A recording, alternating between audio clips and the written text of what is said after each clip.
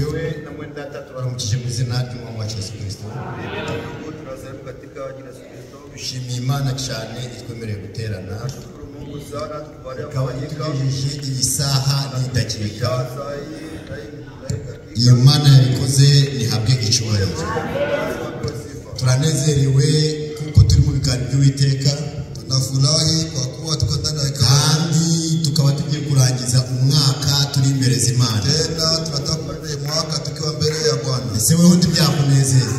Unaweza kufurahisha? Hari benshi hirya no hino na wengi gambo na gambo ibereye mu byabo ko mambo yao, ariko wowe ugiye kurangiza umwaka uri kumwe n'Imana. Wewe unataka kumaliza mwaka ukiwa pamoja na Mungu. Mwene data mushiki wanje ni by'agaciro. Ndugu na dada yangu ni bya damani. Kurangiza umwaka uri imbere z'Imana. Mwaka kikuwa mbele ya Mungu. Iyo Mana rero yabiduhaye. Ule Mungu alitupatia. Nihabwe icyubahiro mu izina rya Yesu Kristo katika Yesu Kristo. Reka duhaguruke dusome amagambo y'Uwiteka. Acha tusimame na kusoma maneno ya Mungu. Kugira ngo tunyarukire mu ijambo ry'Imana. Tuharikishe kwa maneno ya Mungu. Ikiganiro kigufiya cy'uyu munsi.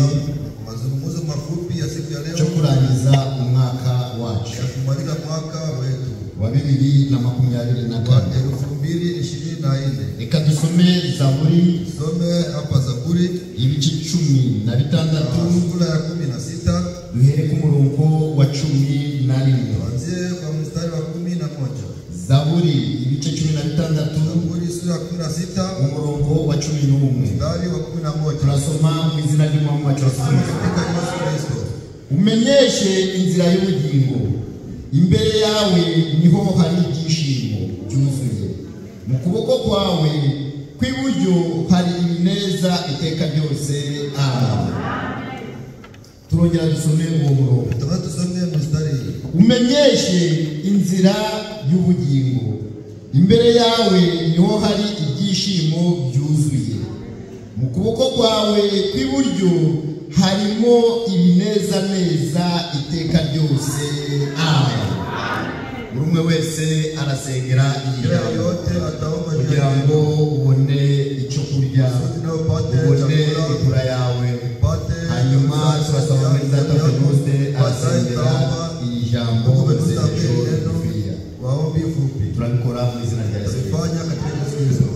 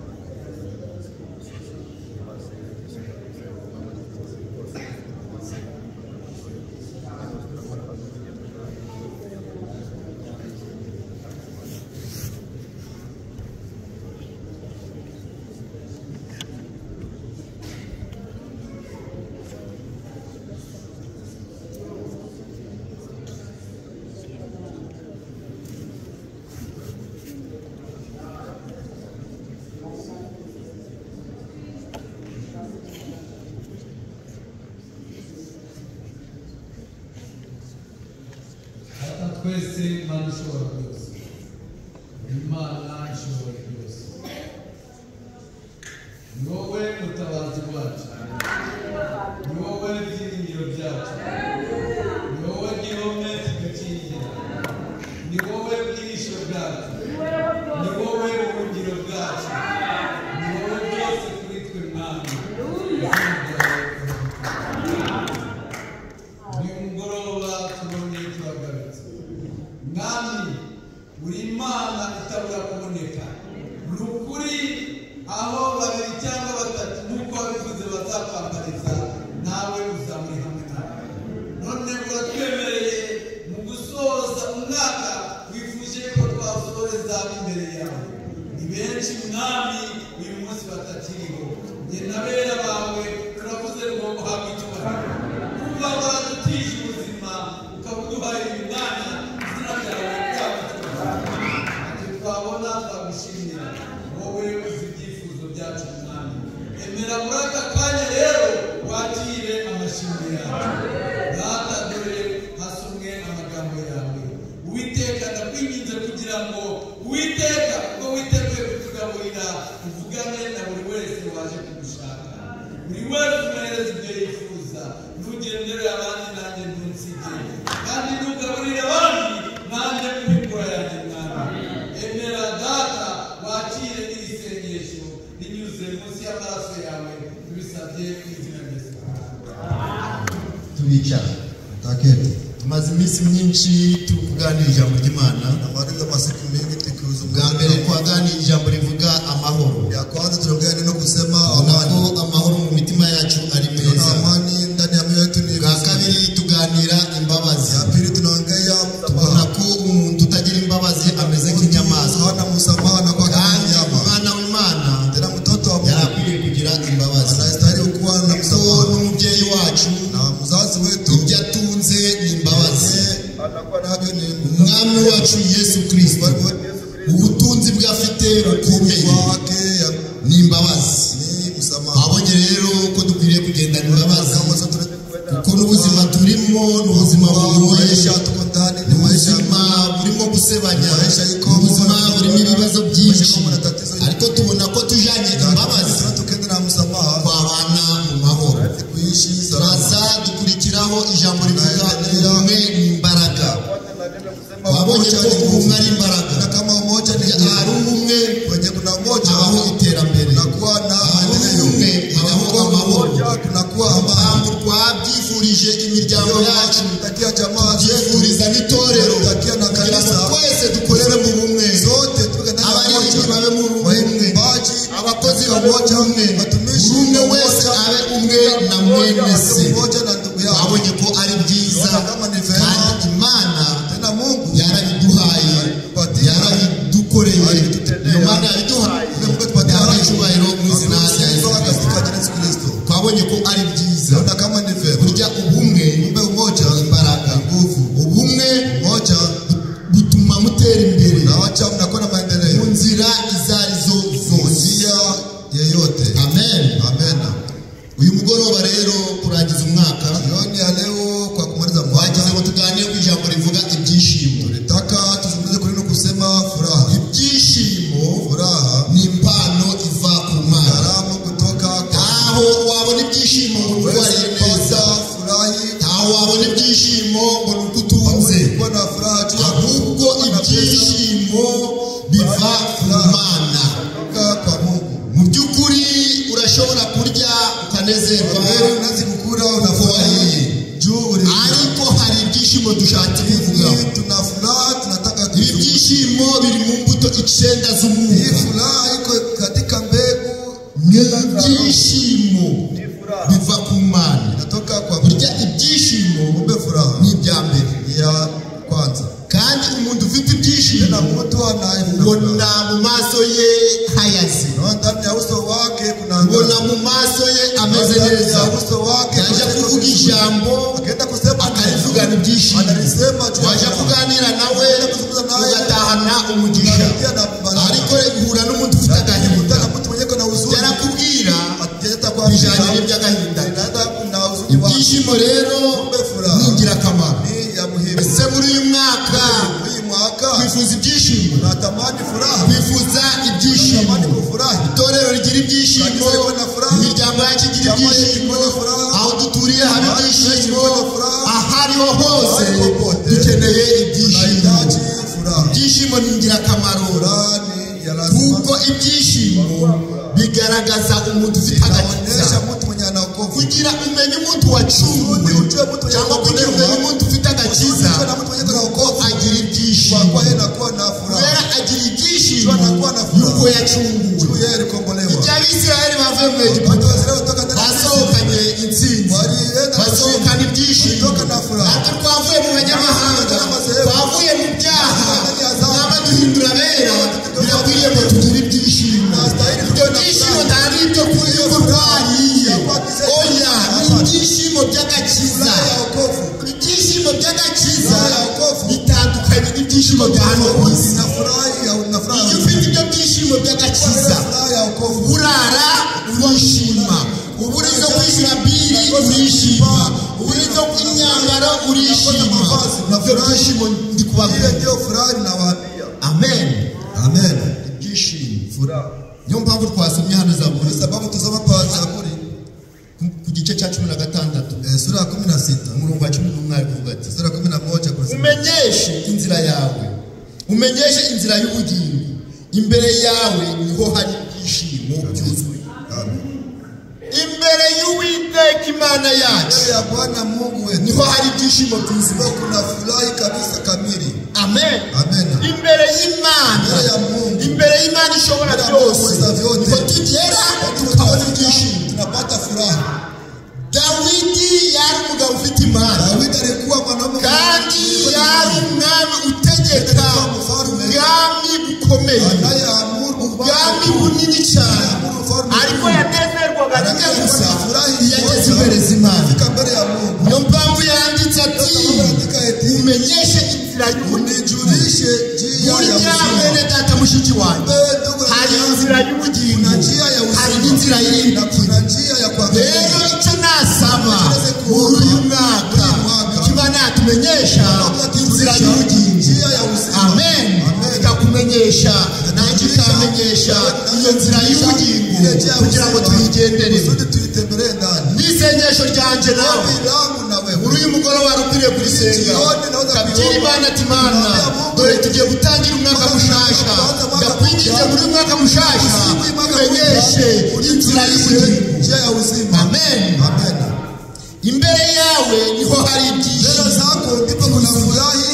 Imbere y'Uwiteka Imana. Burya nugendera imbere y'Imana ugakora ibikorwa byose ukabishyiramo Imana, Imana akaba ari imanza imbere, uzagira ibyishimo byuzuye. Amen. Uzagira ibyishimo byuzuye. Utakuwa na furaha kamili. Nugira icyo ukora cyari cyo cyose ukagihereza Imana. Ubuzima bwawe bwose ukabuhereza Imana. Akazi kawe kose ukagahereza Imana. Umuryango wawe wose ukawuhereza Imana. Muri uwo muryango, mu kazi kawe uzabonamo ibyishimo. Amen. Uzanezerwa n'uko uri kumwe n'Imana. Arega baravuga ngo uhagarikiwe n'indwara mvuze. Burya duhagarikiwe n'Imana, Imana akaba ari iguhagarikira. Uzahorana ibyishimo mu buzima bwawe. Amen. Ibyishimo ni ingenzi, ni muhimu mu buzima bw'umukristo, ya maisha ya Mkristo. Imbere yawe niho hari ibyishimo, kuna furaha kamili. Mu kuboko kwawe kw'iburyo harimo ibineza neza inayofurahisha milele. Niwegera Imana, ukimukaribia Mungu wako, Imana yawe ukayigira inshuti, Mungu wako ukamufanya rafiki. Amen. Ukayigira inshuti, unamufanya rafiki, akaba ari inshuti ya hafi. Uzahorana ibyishimo, uzahorana ibineza neza, uzahora unezerewe uri kumwe n'Imana. Ariko niwegera abakomeye, ukegera ba Trump n'abandi nta byishimo uzagira. Kugisha ukuri ntabwo, ariko niwegera Imana ikomeye, ukegera umwami w'abami, Imana izaguhereza bya byishimo, uzanezerwa ndetse uzagira n'ibineza neza umutima wawe wose. Amen. Ibyo nifurije bene data abashiki banje mu izina ry'Umwami wacu Yesu Kristo. Dukeneye ibyishimo mu mutima wacu kugira ngo yerekane agaciro kwahawe. Ibyishimo, iyo ufite ibyishimo na furaha, buri umwe wese akugiriraho umugisha. Anakora furaha kwako. Ibyishimo ni impano. Furaha ni karama. Ibyishimo, furaha ni impano, ni karama. Burya wahuye n'umuntu wanezerewe, ukatana mtu mwenye alifurahi, nawe uranezerewe, nawe unafurahi. Ibyo byishimo byafite, kwa ile furaha anakupatia. Nabinginga nako tugasanga uko Dawidi yaseye, avuga ati umenyeshe inzira y'ubujulishe njia uzima, kandi imbere yawe hari ibyishimo byuzuye. Ukuboko kwawe kw'iburyo niho hari ibineza neza inayifurahisha milele. Amen. Amen. Imbere y'Uwiteka Imana niho hari ibineza neza. Aha ngaha hapa iwachimuhira mu rugo dukwiye kunezerwa. Rero iki twaracunguwe, turi abana bacunguwe. Amen. Ibyatubohaga byose byaracitse, umwami byarabitwariye. Niyo mpamvu Yesu yavuze ati yemwe abarushye n'abaremerewe muze n'abaruhuka. Bya bindi byose byari umuzigo kuri twe. Yesu yarabyikoreye arangije azamukana na Golgotha. Ageze i Golgotha aravuga ngo byose ndabirangije, byose birarangiye. Amen. None ni igiki cyakomeza kunezerwa ukanezererwa ubuzima bw'urimo. Amen. Amen. Imana yacu Mungu wetereze ibyishimo. Ibyishimo furaha bigaragaza umukristo wacu mubiri. Onesha mukristo mwenyeresha komboleo. Reka dusome Abatesalonike. Acha tusome Watesalonike. Abatesalonike. Ibyishimo. Ibyishimo ni ingenzi. Furaha ni lazima. Abatesalonike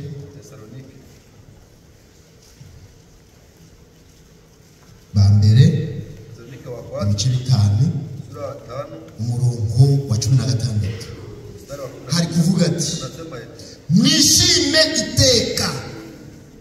Amen.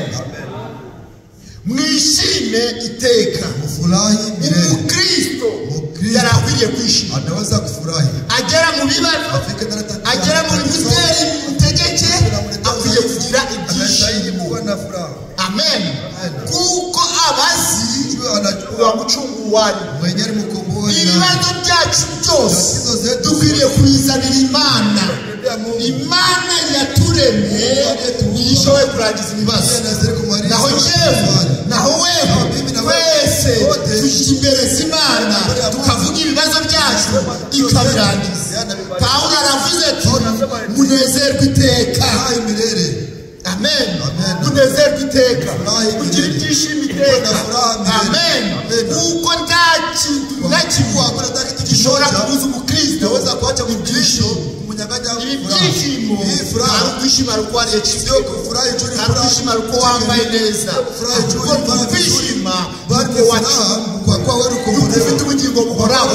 Arega mwayinosi turashobora kubabara kuko hari ibibazo byinshi mu buzima, hari ibibazo ariko harimo n'ibyiza. Rero tazahora ugira ni byiza gusa oya, hapana, ahubwo hari ibyiza hari n'ibibi na kuna vibaya ndio bigize ubuzima. Ariko umukristo yageze mu byiza aranezerwa, yagera no mu bibi akanezerwa, kuko buri kimwe cyose kiva imbere z'Imana, natoka mbere ya Bwana. Amen. Amen. Niyo mpamvu yuwe yageze mu bibazo, ageze mu bibazo aramenya ati Imana yanje niyo yemeye kibingira nifikiye. Amen. Amen. Imana niyo yemeye kibingira babanye kumenya ko n'Imana yabyemeye bituma tegeko yanyega ahubwo arakomera aravuga ati Imana ibyemeye ko yigera bisaba mu nkomere sigara n'ingenyi bisaba mu nkomere, umugore nta bisaba mu nkomere, abana banda bisaba mu nkomere. Warakomera ko yamenye ko Imana niyo yemeye ko agera mu bibazo. Uco ni umukristo yarakwiriye kuba tugere mu bibazo utangire kuvuna Imana yawe. Wache kurana Mungu wako. Mana waraka Mungu ni Mana ni kubera iki? Mana oya, hapana, umenya bari buri kimwe cyose kiboja imbere sinatoka mbere ya Mungu. Paulo aravuze ati, Paulo anasema ati munezerwe iteka. Furahi munezerwe iteka. Furahi milele. Bifurije kunezerwa iteka. Muri uyu mwaka mbifurije kunezerwa iteka. Munezerwe agakiza kanyu. Kuko agakiza karatwegereye cyane kuruta igihe twizeye. Amen. Ibyishimo, furaha. Yobu umugore waramubwira ati, Yobu umugore wawe ati mutawala Imana se wabusenye Imana nzima wabukorera Imana kagera afika mu tatizo kama hii. Yobu anamwambia eti unasema kama ule wabapumbavu, uvuze ngumu, nasema kama mmoja wabapumbavu. Ibyiza mubyiza hata vizuri tuzashima Imana, tashukuru Mungu. Ariko nitugera mu bibi tuyivume imulani oya bene tata mubyiza no mu bibi dushima Imana yacu. Ukibyarye byose imbere y'Imana. Amen. Amen. Ibyishimo, furaha, mugira ibyishimo, mukwe na furaha. mwishime mufurahi musenge ubudasiba bila kukoma. amen Amen. mwishime iteka musenge ubudasiba bila kukoma. bibaho byose muhore mushima amen mu bibaho byose muhore mushima kuko ibyo ari by'Imana ibashakaho muri Kristo Yesu. Amen. Ndani ya Kristo Yesu. Amen. Umwami wacu Yesu Kristo Imana ishaka ngo dore tuyishima, dore tunezerewe, dore dushima Imana haba mu byiza haba no mu bibi. Icyangombwa ni ukumenya ko igihugu ukorera itubereye maso. Abantu batubwiye ati muhore musenga iteka ryose kandi mu bibaho byose mushima Imana. Dukwiriye gushima byiza no mu bibi. Amen. Ariko umuntu we yageze mu byiza akashika mu mambo mema, ariko yagera mu bibi Katika mvibaya akatangira akavumira, anaanza kumlaana, akatangira akaja mu gace, anaanza kwenda agaseba, anaanza kwenda kuzozana na watu. Lakini vile sio twebwe turi abana b'Imana kandi tukuja mu bwami kandi dufite umuntu waducunguye, dukwiye kwishima iteka ryose. Nanjye ndabagira ati mwishime iteka ryose. Amen. Amen. Wagarati mwishime iteka, furahi milele, iteka ryose. milele. Abagalatiya 5. Wagalatia sura 5 umurongo wa 22 mstari wa 20 hari kuvuga ati, unasema eti ariko rero imbuto z'umwuka ni izi. Ariko rero imbuto z'umwuka ni urukundo n'ibyishimo n'amahoro. Dushaka kwarekera tukipenda tuzaachia hapa. Burya ibyishimo Kumbe furahi biri mu mbuto z'umwuka, iko ndani ya mbegu za kiroho. Amen. Amen. Kumbe umukristo, Kumbe mkristo utagira ibyishimo mwenye hana furaha ababuze imbuto. anakuwa nakosa mbegu. Iyo ufite ibyishimo Ukikuwa na furaha uba ufite imbuto y'umwuka. unakuwa na mbegu za kiroho. Hari urukundo, Kuna upendo, hari n'ibyishimo. kuna furaha. Ibyishimo, Furaha. ibyishimo, Furaha. ibyishimo by'agakiza. Furaha ya wokovu.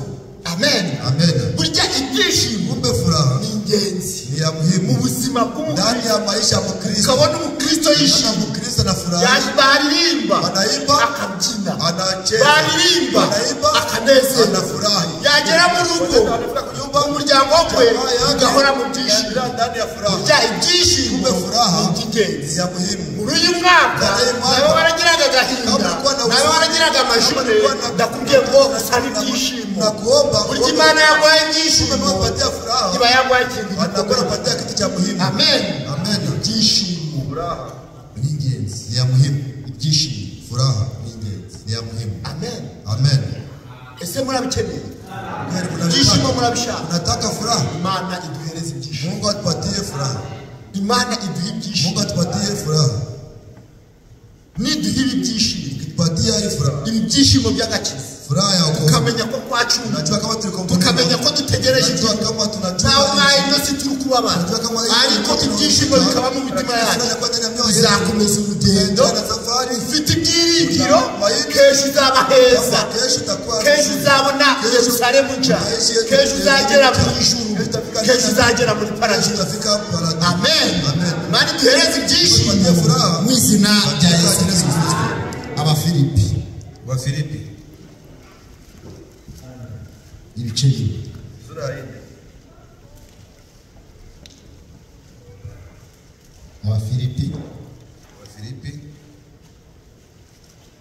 ibice bine umurongo wa 4 sura ya 4 hari kuvuga ati, muje mwishimira mu mwami wacu iminsi yose. Amen.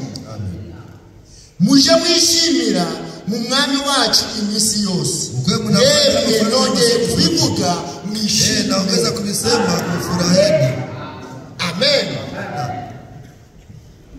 Uyu ni Paulo ukubwira intore. Huyu ni Paulo anaambia wateule. Ntari kubwira bose, Haiko naambia wote. ahubwo ari kubwira babana, Anaambia wale babandi batoranyije. wale walichaguliwa. Niba ari kubwira ati Anaambia eti muje muhorana ibyishimo. mnaendelea mna furaha. Amen. Muje mwishima mu mwami wacu. Tunafurahi ndani ya mfalme wetu. muje mwishima mu mwami wacu imisi yose. Yeme nongeye kubivuga, naongeza kubisema, mwishime, furaheni, mwishime, furaheni. Amen. Amen. Bene data bashiki banje, mwishime. Agahinda n'akanya gato, agahinda dufite n'akanya gato, akagahinda k'ubuzima n'akanya gato. Amen. Amen. Kila majune ukwe na uzuri tacho wakwiteza utafika mahali. Kila gahinda tacho wakwiteza. Mbavu Yesu alisema timukiganyire sikwe munanungunika. Timukiganyire n'ibjesho. Ejo tuzandiki, ejo tuzambariki, ejo tuzamiki, tutakunywa nini? Ibjesho nibara abenshi. Hesabu wa kesho. Amen. Amen. Ibjesho nibarwa n'abenshi. Hesabu na wa kesho. Amen. Amen. Nishime iteka. Furaheni. Nishime. Furaheni. Nongeye kubivuga. Naweza kusema nishime. Furaheni. Amen. Amen. Ibyishimo furaha bigaragaza agakiza. Inaonesha wokovu. Umuntu ufite agakiza, mtu mwenye ana wokovu yarakwiriye kwishima, anaweza kufurahi, yarakwiriye kunezerwa, anaweza kabisa kufurahi, tagire agahinda mu mutima we, ndani ya moyo wake, ahubwo bali akagira ibyishimo, anakuwa na furaha bigaragaza agakiza, inaonesha wokovu. Niyo mpamvu Paulo avuze ati yemwe nongeye kubivuga nishime. Furaheni. Amen. Amen. Nishime. Furaheni. Kuko tugiye gucungurwa. Nishime. Ikibazo dufite ni iby'akanya gatoya. Amen. Amen. Nishime. Furaheni. Nishime. Furaheni. Arika mwishime. Nasema igihe gisigaye nico gitoya. Muda nabakia ni kidogo. Amen. Amen. Hii mwaka ndabifuriza umwaka watakia mwaka wa furaha, ndabifuriza umwaka wa watakia mwaka wa heri, ndabifuriza umwaka wa mahoro, watakia mwaka wa amani, ndabifuriza umwaka w'umugisha, watakia mwaka wa baraka. Amen. Amen. Imana yacu nishimwe. Mungu wetu ashukuriwe. Iyo Mana yabikoze. Iyo Mana yaduhaye iyi saha yo kurangiza umwaka turi imbere yayo. Nihabwe icyubahiro mu izina rya Yesu Kristo. Amen. Amen. Bene data bashiki banje, iki ni igihe cy'ibyishimo, ni wakati ya furaha, hari igihe cy'amajuru, sio wakati wa kunungunika. Burya iyo turi imbere z'Imana bisaba ngo tugire ibyishimo. Naomba tukuwe na furaha, kuko agahinda, huzuni n'amajune na kunungunika biba muri morgue, binakuwa ndani ya ahantu cha kufa, bafite abapfu, binakuwa mahali naho imbere z'Imana, lakini mbele ya Mungu hakwiriye ibyishimo. Unastahili furaha. Mu nzu z'abana b'Imana hakwiriye ibyishimo. Unahitaji furaha. Amen. Hakwiriye ibyishimo. Unastahili furaha. Ibyishimo furaha ni ingenzi, ya muhimu. Ibyishimo ni ingenzi. Furaha ni ya muhimu. Amen. Amen. Ibyishimo ni ingenzi. Furaha ni ya muhimu. Ibyishimo ni ingenzi. Furaha mu buzima bwacu, ndani ya maisha yetu. Ese turanezerewe? Kweli tunafurahi. Umwaka muzima. Tunamaliza mwaka uhereye mu kwezi kwa mbere, kuanzia mwezi wa kwanza kugeza iyi tariki, fika tarehe benshi bavuye mu ni wengi wanatoka ndani ya mwili, ariko kuba twebwe turi, lakini kuna sisi tukingari hai, kuba turi guhumeka umwuka wazenda pumuzi ya walio hai, imbabazi z'Uwiteka, rehema za Bwana. Niyo mpamvu wari ukwiriye, hiyo sababu kunezerwa furahi kandi ukishima ibyiza Imana yagukoreye. Vizuri Mungu alikutendelea, ukishima ukagira ibyishimo ko ugejeje iyi tariki. Tubaze ni benshi bapfuye, bamwe badusumbye ubwiza, abandi badusumbya no gukiranuka, abandi badusumbya no kubonera, ariko abo bose baratambuka. Imana irakureka, akwiriye kuyishima ukanezerwa, Imana yagukorera. Amen. Imana yacu ibaha umugisha mu izina ry'Umwami wacu Yesu Kristo. Amen. Imana ibaha umugisha. Mungu awabariki. Ibyishimo ni ingenzi. Furaha ni ya muhimu. Ibyishimo ni ingenzi. Niyo mpamvu natwe, hiyo sababu nasi ibyishimo tunastahili kuwa na furaha mu buzima bwacu, ndani ya maisha yetu. Reka dusome Samueli. Acha tusome kitabu cha Samueli. Dusome Samueli ya mbere. Samueli ya kwanza. Igice kimwe umurongo 20. Ya kwanza mstari wa 21. Maze turebe aya magambo yanditsweho. Hari kuvuga ati maze uwo mugabo Elukana nabo mu rugo rwe bose barahaguruka baja gutambira Uwiteka igitambo cy'umwaka no guhigura umuhigo. Amen. Dufite abatubanjirije, dufite ibyitegererezo byinshi. Burya umuhango wo gutanga ibitambo no guhigura imihigo yo twahize mu mwaka washize twinjira mu wundi mwaka, abera ba mbere n'abatubanjirije barabikoraga. Amen. Uyu Elukana yari umufurere, reka mvuga ati yari mwene data, ariko uko umwaka utashe yafataga umuryango, umugore n'abana bakazamuka babe barajaga i Yerusalemu bakaja gutambira Uwiteka Imana ibitambo no guhigura imihigo yuko barangije umwaka ari bazima, yuko barangije umwaka ari amahoro. None nabwo turangije umwaka turi amahoro, bisaba ngo tunezererwe imbere z'Imana. Abahize umuhigo umwaka watambutse bakwiriye guhigura, abavuze ati tuzamushima bakwiriye gushima Imana. None tugashimira Imana ko turangije umwaka turi bazima, tugashimira Imana ko yatwirinze mu mwaka watangiye. Elukana akazamuka akajyana n'umuryango we akagenda bakaja gutambira Imana. Natwe uyu munsi twaje gutambira Imana ibitambo. Amen. Ibitambo by'indirimbo, ibitambo by'amashimwe, ibitambo by'akanwa, guhigura imihigo yuko turangije umwaka. Amen. Rero mbifurije kurangiza umwaka mu mahoro no mu ituze no mu byishimo no mu binezaneza, mu izina ry'Umwami wacu Yesu Kristo. Mani bahumugisha.